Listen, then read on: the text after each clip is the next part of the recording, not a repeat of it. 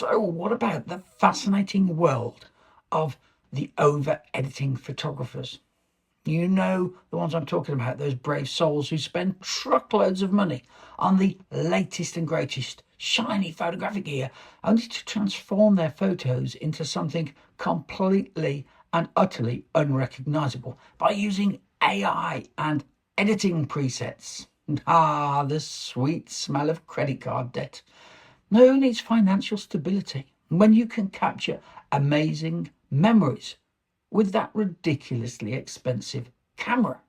I mean, don't buy groceries when you can take pictures of food. Know what I mean? Now remember, folks, it's all about perception, really. A mere snapshot of a beautiful landscape, well, it's just not enough, is it? We need to add a sprinkle of AI, a dash of editing presets, completely obliterate the original charm of the scene because, well, square one is for losers. Yeah, that's right, the editing process. That's what we need. Why settle for capturing genuine, raw emotions when you can slap an artificial filter on it? Hashtag it fake reality and get it out there online. I mean, look, in just a few clicks, photographers can convert cozy coffee shop scenes into nuclear fallout zones. Who needs a warm, inviting ambience when you can have an apocalyptic vibe to your pictures? And check this out. Photographers can transform breathtaking, utterly breathtaking natural sunsets into what seems like a radioactive alien invasion.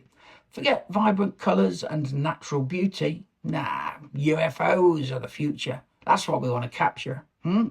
Oh, and who can forget the popular trend of using AI to change nature's furry friends? I give you the llamacorn, because regular llamas are just too mainstream, obviously.